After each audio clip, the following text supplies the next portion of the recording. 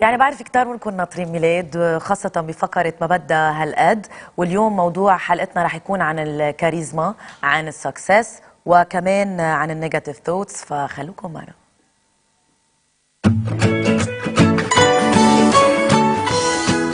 صباح الخير. كيفك رولا؟ تمام ماشي الحال؟ يعني إذا بدنا نحكي عن الكاريزما بنبلش من عندك. من عندي ثانك يو. لأنه طبعا اليوم حلو كتير الحلقة، رح يكون في عندك انترفيو. مزبوط، الحلقة اليوم إذا بدك هي خلاصة الورك شوب أو السيمينار أو اليوم التدريبي يلي كان مع المدرب العالمي أوين فيتسباتريك اللي اجى على لبنان، وللفيوتشر كان في سبيشال انترفيو، بركي اكسكلوزيف انترفيو معه على التي في لحتى يعطينا من خبرته يلي هو درب كثير ناس، رؤساء جمهوريات، مشاهير من هوليوود، ابطال عالميين واصحاب اموال.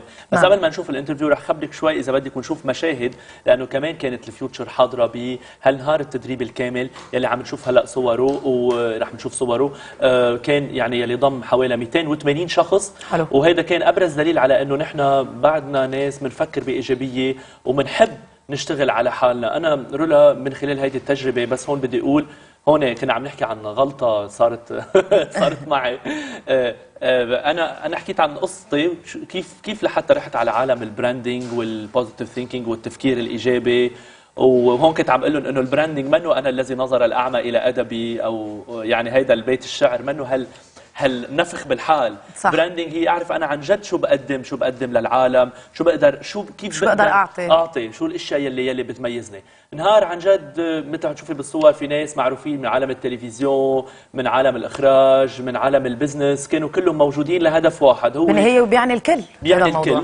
وانبسطت انه وصلوا لعنا ناس من السعوديه، من مصر، من الامارات، مش ما انسى حدا، من سوريا، من الاردن، كلهم وصلوا للسيمينار. هون عم نشوف كلير كمان كانت يلي لها كمان، يعني انا حكيت عن البيرسونال براندنج، كلير حكت عن مثل ما قلت التفكير السلبي اللي براسنا. نحن راسنا كيف بيكون مبرمج مرات لحتى يكون عم بيفكر بطريقه سلبيه، كيف ممكن نبرم افكارنا كمان رولا لتتحول لافكار ايجابيه.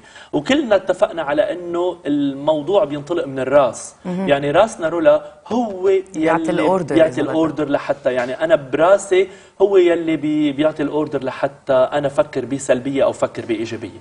نهار تخللوا كثير من مثل ما عم نشوف جيمز، العاب، تخللوا كثير كمان من الافكار يلي انطرحت بطريقه شوي ما بدي اقول غريبه بس جديده.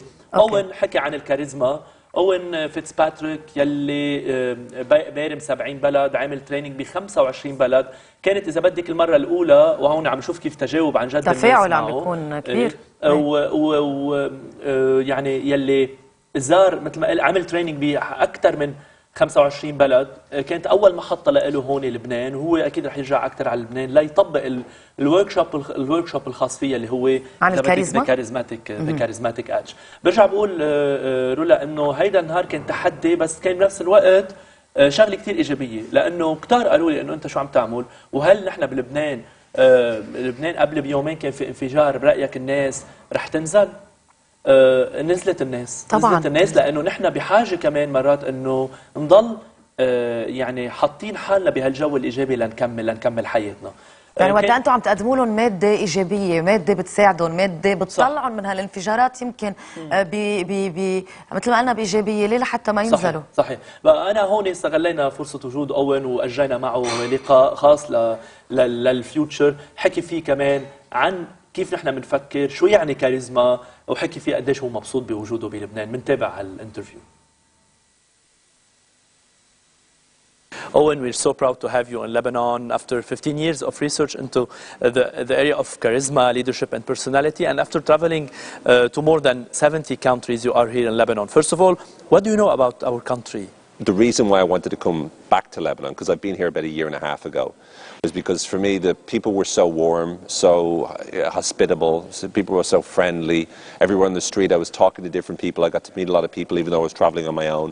And I think, I know that Lebanon's been through quite a really difficult time the last few years, and I know there's some challenges, you know, at the moment. But the people seem to be optimistic, they seem to be able to no matter what, stay positive, and they know how to enjoy themselves. So let's talk about the art of charisma. Can we learn to be charismatic? Don't we born charismatic? A lot of people think that, and it's something that I began to think myself years ago, because what actually got me interested in this is when I was much younger, when I was a teenager, I was kind of very quiet, I was introverted, and I was actually very depressed, and I didn't like who I was. And then as I started to look into it, I started to realize, well, actually, a lot of people change over time, and as I started to learn more and become more confident in myself, I came across things like NLP, I started to study psychology, and I started to identify there's certain things that I could do to become more confident. First time I was on stage, and I'm sure, you know, maybe you can relate to this, the first time you're on camera, the first time you're on stage, it can be quite daunting, it's quite challenging. But after a while you learn the art, you learn to be confident, and that's what I started to learn to do. And then I started to research in the theory. I looked into every bit of the theory. I did my master's thesis all about charisma and what makes one person charismatic versus another. And what I realized was that this isn't just a case of behaviors, or this isn't just a case of a personality trait. Charisma is an impression that you create in the mind of another person. That's why babies are charismatic. You'll never see a boring baby. You'll never see a baby that walks in that everyone goes, God, they're such a boring toddler. All babies are interesting. They walk into a room, they engage you. So you became charismatic? I believe that in many ways I always had the potential. So when I was younger, I believe, like every baby, I was charismatic.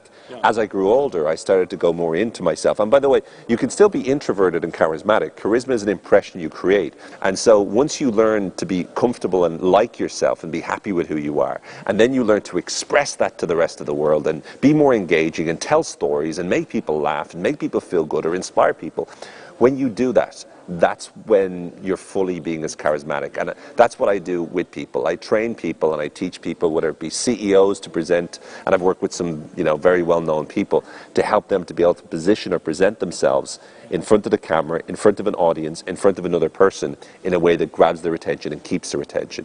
As you said, Owen, you worked with celebrities, politicians, millionaires. What do you think are the ingredients of success? Well, I think one of the keys to the most successful people I've met is that they all are very much focused on what they want to achieve. So they're driven towards a particular goal. One of the most interesting things I ever learned was from a number of different CEOs and, you know, billionaires that I worked with. They all had something in common, which was whenever someone, and I witnessed this a few times, whenever someone that worked for them came to them with a problem, they would immediately go, well, what's the solution? And they would not allow people that worked for them to go to them without also having a solution to any problem that came up. So they were totally what we call solution focused. In other words, they were all about how can we get the result that we want here. That's why we'll see a lot of millionaires going broke and then being millionaires again. Because again, they learn the lessons and they're tenacious, they're determined, they're ferocious in their determination to be able to go after exactly what they want. Learning from whatever happens, being able to handle any of the feedback, but then moving forward because literally they just want to achieve success. So do you think we always have this opportunity to create the life we want? I really do. I mean, I know that there's challenges out there and there's certain circumstances where it makes it a lot more difficult for some people than others. So I do understand that. I'm not saying that you just imagine everything's great and it will be. And I know certain people are born, you know, with certain advantages. Some people are born, you know, with more money. Some people are born better looking. Some people are born with more contacts. But just because that is true doesn't necessarily mean that if you're struggling or if you're in a very, very difficult position that you can't grab yourself by the scruff of the neck and bounce out of that you can't learn to improve the quality of your life. And if there's one thing that I could say is that I know from my own, my background wasn't very wealthy, wasn't ridiculously poor, but I was very depressed. I didn't like myself. I was very unhappy with my life. I was even suicidal for a while when I was much younger. So I went through a very tough time, and I managed to go from there to now where I am, which is I love my life. I meet wonderful people like yourselves, and I get to travel to amazing countries like this. But again, I had to do things to get there, and I had to take responsibility for my life, and I believe if I can do it, anyone can do it. Owen, due to the political situation here, negative vibes are in the air. The Lebanese people are facing hard time, as you said. So how to flip our negative thoughts? I think the most important thing to realize is that you don't deny it. So you don't just become positive because positive is good. You become positive about it because it's the only solution towards being able to be happier with it. There's nothing we can do at the moment about the horrible stuff that's going on, the horrible crisis. But what we can do is we can choose our own attitude regardless of the circumstances. So what I would say is in terms of building more positive vibes instead of the negative vibes, the key is to start to focus on the great things that you already have in life. My last question, Owen, are you on social media? I am, yeah. I'm on Facebook, and my Facebook sort of thing is OFI23. That's OFI23, and I've also got my website, owenfitzpatrick.com. I'm on Twitter, I'm on LinkedIn, and YouTube. I've got a YouTube channel as well, so people can watch some little bit different, quirky videos on that as well. But you know, there's lots of different ways to keep tabs and find out about the books. Thank you, Owen, for this opportunity to have you here in Lebanon. Shukran. Thank you so much. ثانك يو لك اصلا انك استضفته، يعني من احلى الانترفيوز كنت اعمل لك قبل. اذا بنتروق وبنتغدى وبنتعشى على هيك انترفيوز بتكون حياتنا روعه بالفعل. ويمكن مرات بنفضل نسمعها من حدا، يعني بنفضل نسمعها من حدا برات هاللعبه اللي كلنا عايشين فيها. انا بعرف انه انا واوين وكلير ثلاثتنا اذا بدك عندنا نفس التوجه، لانه ثلاثتنا متخرجين من نفس المدرسه اللي هي مدرسة ريتشارد باندر اللي هو مؤسس علم البرمجة اللغوية العصبية. بس حبيت انه انا كمان اعطي هالاوبورتونيتي او هالفرصة للبنانية انه يشوفوا حدا من برات اللعبة، من برات الجيم اللي نحن فيها، لا يسمعوا ويشوفوا شو عم بيقولوا، شو عم يحكي مع الخبرة العميقة يلي عم بيقولها. بقى انا في محل حبيته كثير ميلاد وقتها بيقول انه الانسان الناجح هو اللي بيركز على الحل مش على المشكلة. 100%. وكذا مرة هون بالحلقة قلناها بس ما سمعتيها مني، هلا سمعتيها من اول. كثر خيرك انه انا اقول انه لا عم حاول ركز اكثر على هيدي الجمله. عم بمزح بس انا قلت اكثر من مره انه مش انا قلتها، ان فات يلي قالها هو البرت اينشتاين، اللي قال انه الافكار اللي بتجيب لك المشكله مش نفسها بتجيب الحل. سو انت واقع بمشكله، اذا عم تفكر ليش وكيف واقع بالمشكله عم تفكر بالمشكله، بس اذا انت وبقلب المشكله عم تفكر بالحل بتصير انت المشكله والحل حل اورينتد. حل اورينتد.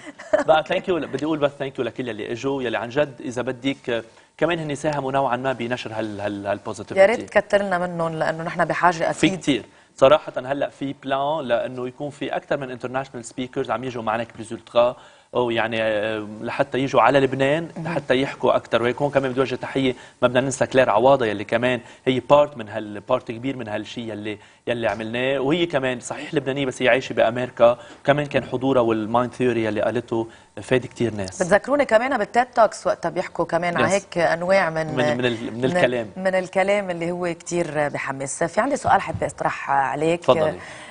هو كتبناه على الفيسبوك، الا وهو اكيد كثير من الاشخاص يمكن انت منهم يلي عانوا من مشكله التمييز.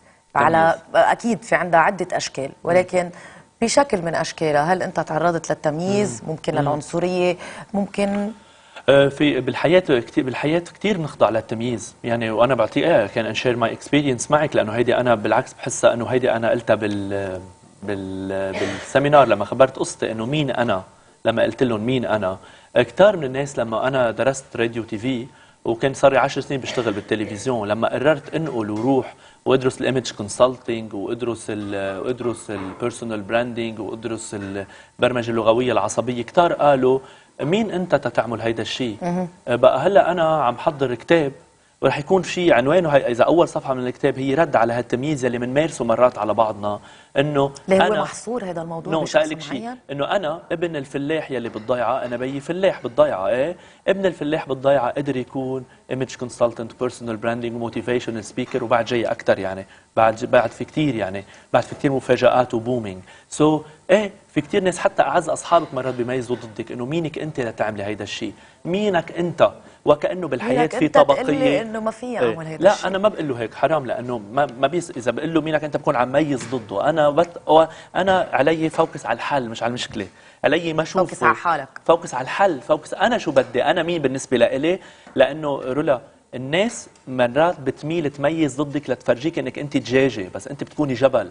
عندك حلين، او بتركزي على اللي عم بيقولوا لك اياه وتصيري عن جد تصدق انك انت دجاجه، او الجبل يلي جواتك هو اللي بتكون انت اللي شايفتيه. ساره كانت عم بتقول بكومنت كتبت لنا، وبالفعل هو بيزعج هذا الموضوع، انه عندها قصر بالنظر، دائما بتسمع اشخاص عم بيهتوها بهذا الموضوع، عم الناس بتميز بيحكوها بطريقه كثير بشعه. هيدي تنقول حقيقه، الناس بتميز لانه بترتاح، بس الناس تميز بتكون عم تفوكس على مشكلتك، لما بميز ضدك وعم فوكس على مشكلتك تخبي مشكلتي.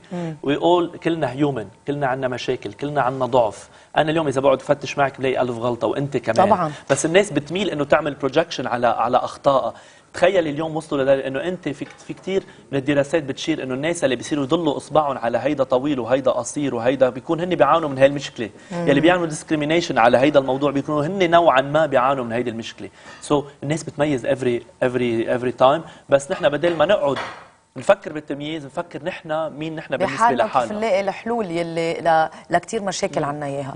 انا بدي اتشكرك، انا بشكرك، دائما حكك رائع وبنبسط فيه. رح نتوقف مع فاصل اعلاني ومن بعدها بنكون مع هانيا برشه ملح وكمان دومينيك تنضم بتي في شوبينج.